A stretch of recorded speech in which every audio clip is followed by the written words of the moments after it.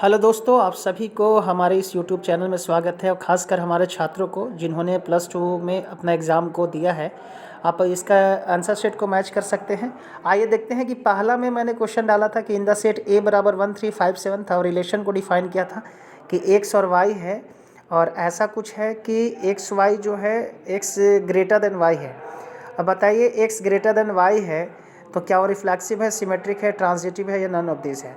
तो जब हम इसका अगर पेयर बनाएंगे तो हम लोग ऐसा देखते हैं कि जैसे मैंने बोला कि 4 है जो 2 से बड़ा है और 2 जो है वो आपका 1 से बड़ा है। तो क्या 4 1 से बड़ा होगा? तो बिल्कुल होगा। एक रिलेटेड विद बी और बी रिलेटेड टू सी है, then A is also related to A हो रहा है या सी हो रहा है।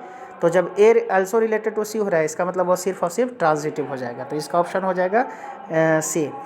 उसके बाद था सेकेंड वाला में देखोगे तो यहाँ पर था कि a बराबर ABC है और ऐसा रिलेशंस को डिफाइन किया था। तो r के बारे में बोलना है।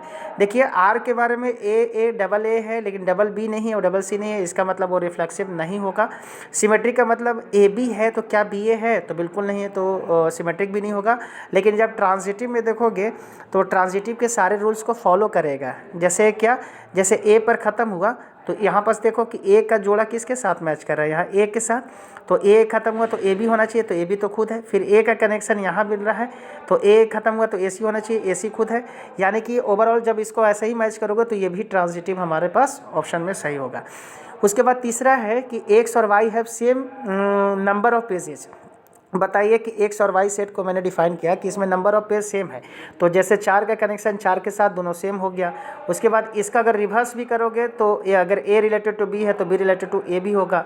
उसी तरह अगर 4 का कनेक्शन 4 है फिर इसको 4 का कनेक्शन 4 है तो ए और सी का कनेक्शन भी है। इसका मतलब जब तीनों हो गया तो वह फाइनल कौन सा हो जाएगा? इक्विवेलेंस। ठीक है, तो पहला का भी सी, दूसरा का भी सी और तीसरा का भी सी होगा।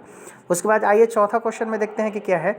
बोला है कि एफ आर टू आर है और एफ एक्स बराबर कॉस एक्स है, जी बराबर आर टू आर है, जी एक्स बराबर एक्स स्क्वायर है। तो निकालना है कि फॉग का मान कितना होगा। एफ ऑफ जी एक्स को हम लोग कैसे लिखते हैं? तो F into G of X है ना। तो इनसाइड आउट काम करेंगे, यानी पहले जी एक्स का मान बिठाएंगे। तो जी एक्स का मान कितना है? X square.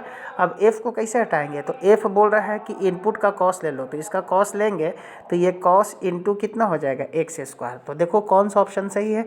तो जब इसको हम देखते हैं तो option number cos x square, यानी इसका भी ऑप्शन सी ही सही होगा। ठीक है, अब आ जाओ क्वेश्चन नंबर 5 में।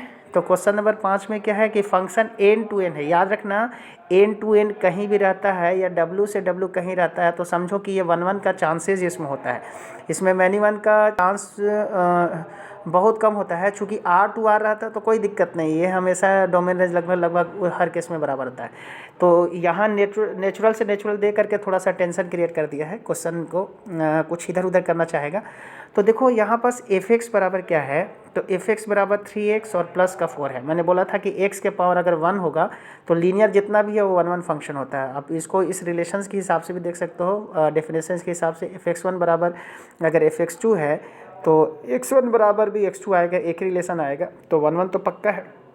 अब रही बात ऑन टू को लेके, तो इसका आप देखिए कि कोडोमेन कितना है। तो कोडोमेन का पूरा सेकेंड बी है, यानी रियल नंबर, तो पूरी रियल नंबर है। और इसमें अगर जाओगे इसका रेंज देखोगे तो रेंज हम लोग कैसे निकालते हैं? एफ एक्स की जगह वाई लिखोगे बराबर कितना होगा? तो 2x + 7 होगा। फिर यहाँ से x बराबर निकालोगे तो y - 7 डिवाइडेड बाई कितना हो जाएगा? तो 2। तो देखिए तो x का जो वैल्यू है वो कंप्लीट रूप से नेचुरल नंबर होना चाहिए। तो अगर y हम डालें, y का मान है a natural number, a real number है। तो रियल नंबर में कुछ भी y का अगर मान डालेंगे, नहीं 5 नंबर में नेचुरल नंबर है तो y का मान कोई नेचुरल नंबर ले लो। जैसे 1 मैं को लिया तो 1 - 7 और डिवाइडेड बाई 2, यानी कि -6 डिवाइडेड बाई 2। इसको काट रहे हैं तो कितना आ रहा है? -3। क्या -3 x में होगा? नहीं होगा। इसका मतलब है कि कम से कम एक ऐसा एलिमेंट बिना जिसका इमेज नहीं है। तो जब नहीं है तो ये तो कंफर्म हो गया कि हर एक इमेज का प्री इमेज नहीं है। और जब हर एक इमेज का प्री इमेज नहीं है इसका मतलब फंक्शन हमारा ऑन टू नहीं है। इसका मतलब क्या होगा? वो इनटू हो जाएगा। तो देखते हैं कि ऑप्शन में कौन सा है। 1 1 तो है लेकिन ऑन टू नहीं है। इसका मतलब ऑप्शन नंबर ए इसका सही हो जाएगा। उसके बाद हमारे पास क्वेश्चन नंबर 6 में आ जाइए। क्वेश्चन नंबर 6 में क्या है? तो क्वेश्चन नंबर 6 में दिया हुआ है कि एफ आर टू आर है और एफ एक्स बराबर 2x प्लस 7 है। आपको मैंने बोला था कि इन्वर्स निकालने के एफ एक्स को y से रिप्लेस करो और इसको 2x प्लस 7 लिख दो और x का मान यहाँ से निकाल लो। तो x का मान कितना हो जाएगा y माइनस 7 और डिवाइडेड बाई 2। फिर y को x से रिप्लेस करेंगे तो x माइनस 7 और डिवाइडेड बाई 2। इसका मतलब इसका कौन सा ऑप्शन हो जाएगा? डी। तो ऑप्शन नंबर डी। उसी तरह 7 नंबर अब जाएंगे तो प्रिंसिपल वैल्यू निकालना है tan इनवर्स -1 का। तो tan इनवर्स -1 आप जानते हैं कि π/4 पे हमारा 1 आता है और ये इसका प्रिंसिपल वैल्यू ब्रांच -π/2 से π/2 होता है। तो माइनस लगा है तो ये माइनस का π/4 होगा। इसका मतलब है कि -45 डिग्री बिल्कुल -90 और 90 के बीच में है। तो ये बी ऑप्शन सही हो जाएगा। उसके बाद चलते हैं ऑप्शन नंबर क्वेश्चन नंबर 8 में है sine cos into sine inverse A plus cos inverse A. अब बताओ साइन इनवर्स ए और कॉस इनवर्स ए मिला करके ये π/2 होगा 90 डिग्री और कॉस 90 का मान कितना हो जाएगा? 0। तो फाइनल आंसर हमारा सी हो जाएगा। उसके बाद यहाँ पास देखिए कितना आंसर होगा। 9 नंबर में क्या है? तो ये π/3 है और माइनस का साइन इनवर्स माइनस π/3 है। देखो ये π/3 अंदर वाला को पहले हल करते हैं। तो π/3 माइनस ये साइन इनवर्स माइनस हाफ का मतलब क्या? माइनस का 30 डिग्री आएगा, है ना, π/6। तो देखो माइनस माइनस कितना होगा? प्लस। तो 60 डिग्री यहाँ से हुआ, π/3 का मतलब 60 और π/6 का मतलब 30। तो प्लस का कितना हो गया? 30। 60 30 कितना हो गया? 90। तो ये बना साइन 90 और साइन 90 का मान कितना होता है? 1। तो फाइनल ऑप्शन कौन सा होगा? ये डी, जो कि हमारा 1 है। ठीक है। उसके बाद आगे चलते हैं। यहाँ है tan इनवर्स x बराबर माइनस का √3। तो बोला है कि x का मान कितना होगा? तो आपको पता है कि tan 60 का मान कितना होता है? √3 और माइनस लगा है तो माइनस का π/3। ठीक है। आगे थोड़ा सा और बढ़ते हैं। यहाँ पास दिया हुआ है बाई इक्वालिटी ऑफ मैट्रिक्स के हिसाब से यहाँ इक्वेट कर दो। फर्स्ट वाला x प्लस वाई का जो मान होगा, जैसे x प्लस वाई का जो मान है वो कितना होगा? फर्स्ट 5 के बराबर, पहला वाला पहला के बराबर। दूसरा वाला जब बराबर करोगे तो x माइनस वाई का मान किसके बराबर होगा? -1 के बराबर। अब दोनों को लुप्तीकरण से आप हल कीजिए, एलिमिनेशन से हल कीजिए, जोड़ेंगे तो ये कटेगा, यानी 2x का मान कितना हो जाएगा? 4। तो x बराबर कितना हो जाएगा? 2। तो x का मान आ गया 2। ठीक है। तो x का मान 2 हो गया तो y का मान कितना होगा? तो यहाँ देखो दोनों को जोड़ने पर कितना है? 5। तो x अकेले 2 है तो y का मान कितना हो जाएगा? 3, यानी 2 और 3। ऑप्शन नंबर सी इसका सही हो जाएगा। ठीक है। उसके बाद आगे बढ़ते हैं। तो 11 नंबर तक ये रहा। उसके बाद 12 नंबर में जाओगे तो 12 नंबर में यहाँ है कि इसका ऑर्डर पूछ रहा है। तो हम लोग जानते हैं कि जब ऐसे ऐसे चलते हैं हम लोग नीचे तो इसको रो बोलते हैं और वर्टिकल चलते हैं तो इसको कॉलम बोलते हैं। तो देखो ऐसे चले तो एक ही बार, यानी एक रो हुआ और कॉलम कितना? तो 1 2 3। तो इसका ऑर्डर हो जाएगा 1 गुने 3, यानी ऑप्शन कौन सा? पहल का। ठीक है। उसके बाद आगे चलते हैं। तो a बराबर है 0 1, है ना, और यहाँ पास भी कितना है? 1 0 है। ठीक है। और फिर वापस ए स्क्वायर निकालना है तो 0 1 और यहाँ 1 0 होता है। इसमें हम लोग जानते हैं कि रो का गुना कॉलम के साथ होता है, 0 का गुना 0 के साथ तो 0 होगा, फिर 1 का गुना 1 के साथ तो प्लस में 1, 0 + 1 को ऐड करोगे तो कितना होगा? 1। तो पहला एलिमेंट 1 हो गया। पहला वाला एलिमेंट किस में 1 है? या तो ऑप्शन बी होगा या तो डी होगा। वापस से अगला देखते हैं कितना आएगा। तो अगला के लिए फिर हम लोग गुना करेंगे। फिर गुना किसका करेंगे? 0 1 हुआ, 1 0 हुआ, फिर यहाँ पास 0 1 और 1 0 हुआ। दूसरा गुना हुआ 1 0 0 1 के साथ तो 0 और 1 का गुना 1 के साथ तो +1, यानी कि 1 बनेगा। तो 1 वाला ये है हमारा ऑप्शन बी सही जा रहा है। ठीक है। तो ये हमारे पास ऑप्शन नंबर पहला हमारा कितना हुआ? 1 मिनट। ये हमारे पास 0 है, 1 है और ये 0 है। फिर इसका गुना करेंगे 0 1 1 0। ठीक है। 0 का गुना 0 के साथ, 1 का गुना 1 के साथ तो पहला 1। ठीक है। फिर दूसरा 0 का गुना 1 के साथ 0 और 1 का गुना 0 के साथ तो 0। ये हमारा मैच कर रहा है। इसका मतलब ऑप्शन नंबर सेकंड हो गया। आगे चलोगे तो यहाँ पास हमारे पास क्या है कि के का डैश है। मैंने आपको बताया था कि के का डैश ट्रांसपोज जब निकालते हैं तो स्केलर को चेंज नहीं करता, मैट्रिक्स को चेंज करता है। तो इसका मतलब ये फार्मूला है। तो के डैश के बराबर हो जाएगा।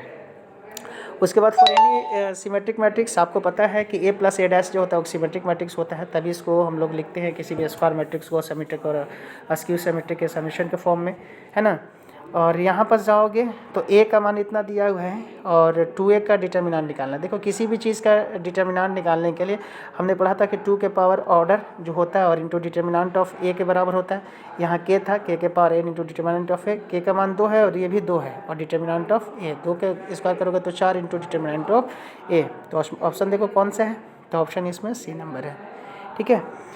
आगे चलेंगे तो इसका सॉल्यूशन कीजिए। सॉल्यूशन करेंगे तो यहाँ से 2 होगा और यहाँ से कितना होगा -20, घटाओगे तो कितना होगा -18। इधर अगर जब हम गुना करेंगे तो ये बनेगा 2x² और इधर गुना करेंगे तो -24। ठीक है, -24 को इधर जब लेके आएंगे तो हमारे पास बनेगा -24, तो ये बन जाएगा 6 बराबर कितना हो जाएगा 2x²। इसको काटो तो x² बराबर कितना हो जाएगा 3, और जब स्क्वायर को हटाएगा तो प्लस और माइनस दोनों साइन आएगा तो +-√3। तो फाइनल आंसर हो गया +-√3। फिर उसके बाद आप आगे देखोगे क्वेश्चन नंबर 18 के में, तो जो फार्मूला मैंने बताया था कि ये फार्मूला होता है k का determinant equal to k to the power n into determinant of a, तो ये बन गया। उसके बाद है एरिया ऑफ ट्रायंगल उस वर्टिसेस दिया हुआ है 1 0 6 0 1 3। ये एरिया ऑफ ट्रायंगल निकालने के आपके पास फार्मूला था डिटर्मिनेंट के अंदर, ½ इंटू x1 y1 1, फिर x2 y2 1, फिर x3 y3 1। तो जब इसको डिटर्मिनेंट के अंदर आप पुट करेंगे तो और इसका वैल्यू बैठाएंगे तो ये बनेगा ½ इंटू 1 0 1 6 0 1, उसके बाद 4 3 1 बनेगा। जब इसका सॉल्यूशन आप करेंगे तो फाइनली आ जाएगा 15/2, और जब इसको आप काटेंगे तो ये 7.5 सेंटीमीटर स्क्वायर आएगा। ठीक है, उसके बाद 20 नंबर में आप जाएंगे तो हमने बोला था कि किसी भी डिटर्मिनेंट का सॉल्यूशन जब करेंगे तो उसके एलिमेंट्स को कोफैक्टर के साथ गुना करते जाएंगे, किसी भी रो या कॉलम के साथ। तो देखो तो a11 है तो a11 होगा, a11 है तो इसका कोफैक्टर हमारे पास कितना होगा, तो इसका कोफैक्टर हमारा a11 हुआ, और a21 है तो 2 1 ही मैच करना चाहिए, और 3 1 है तो 3 1 मैच कर रहा है, बाकी ऑप्शन में मैच नहीं कर रहा है, यानी ऑप्शन नंबर कौन सा होगा डी। उसके बाद किसी भी फंक्शंस का कंटिन्यूटी होने के लिए कंडीशन था कि लिमिट एक्सटेंड्स टू ए, यानी LHL RHL इसी में आ गया, और उस एंड पे फंक्शन का मान सेम होना चाहिए, यानी ऑप्शन नंबर सी। उसके बाद आगे चलते हैं। आगे में आपका था इसमें इसका डायरेक्ट भी सॉल्यूशन मैंने बोला था कि आप लिमिट को पुट कर दो, तो x के जगह पुट करेंगे तो यहाँ से 3a + 1 हो जाएगा, और RHS में पुट करोगे तो ये बनेगा बराबर का b इंटू 3 और प्लस का 3। जब इसको इधर लाओगे तो 3 को कॉमन लो तो ये बन जाएगा a - b, और 3 में से 1 गया, यहाँ पास कितना बन जाएगा 2। a - b का मान यहाँ निकालेंगे तो ये डिवाइड में आएगा तो 2/3, तो ऑप्शन नंबर कौन सा हो जाएगा सी। तो यहाँ से डायरेक्ट आप पुट कर सकते हैं। सेम यहाँ ग्रेटेस्ट इंटीजर फंक्शन के बारे में जानते हैं कि ये डिफरेंशिएबल भी नहीं होता है इंटीजर्स के ऊपर, उसके बाद ये डिसकंटिन्यूअस होता है। तो ये तो ऐसा ऑप्शन है कि देख करके ही पकड़ सकते हो कि ये नॉट डिफरेंशिएबल होगा, क्योंकि इंटीजर इसके बीच में है। नॉट डिफरेंशिएबल होगा, 0 और 3 के बीच में 2 आते हैं। उसके बाद डिसकंटिन्यूअस भी होगा, 1 और 2 इसके बीच में आ रहा है। इसका मतलब चारों का चारों ऑप्शन सही है, तो ऑप्शन नंबर ये डी हो जाएगा। उसके बाद इसका जब डिफ्रेंशिएशन करेंगे तो पहले कॉस आ रहा, तो कॉस का कितना हो जाएगा माइनस साइन, और इसका इनपुट क्या है साइन ऑफ x, फिर अंदर घुसेंगे साइन का कितना हो जाएगा कॉस। तो देखो कौन सा मैच कर रहा है, ऑप्शन नंबर सी। ठीक है, उसके बाद आगे जाएंगे तो 2 इंटू एक्स का कितना हो जाएगा 1। ठीक है, तो 2 इंटू 1, और यहाँ जाओगे RHS में तो साइन का डिशी क्या होगा cos y, और जहाँ y होता है हमने बताया था कि यहाँ dy/dx आएगा। इसको नीचे लाओगे तो 2/cos y होगा, बराबर कितना dy/dx। cos को ऊपर ले जाओगे तो sec y बन जाएगा, तो 2 इंटू sec y इसका आंसर हो जाएगा। ठीक है, तो ये हमारे पास हो गया 2 इंटू sec y, यानी ऑप्शन नंबर डी। उसके बाद इसका जब सॉल्यूशन करेंगे y बराबर साइन इनवर्स 2x, तो हमने बताया था कि इसको ट्रिग्नोमेट्रिक सब्स्टिट्यूशन से करो, तो x के जगह हम क्या लिख सकते हैं, ये लग रहा है ना कि साइन 2 थीटा का फार्मूला लग रहा है 2 sin x into cos x, तो a के जगह हम लोग पुट कर देंगे साइन थीटा, यानी कि थीटा बराबर कितना हो जाएगा साइन इनवर्स ऑफ x। ठीक है, तो ये बनेगा साइन इनवर्स, तो साइन इनवर्स यहाँ बन जाएगा 2 sin थीटा और √1 - sin स्क्वायर थीटा, यानी कॉस थीटा। अब यहाँ सोचो कि अगर यहाँ है तो ये साइन इनवर्स बना, और इंटू में ये फार्मूला बन जाएगा साइन 2 थीटा का, साइन इनवर्स साइन कैंसिल, तो यहाँ सिर्फ क्या बन जाएगा 2 थीटा, और थीटा की जगह क्या रखेंगे साइन इनवर्स x, तो साइन इनवर्स x हो गया।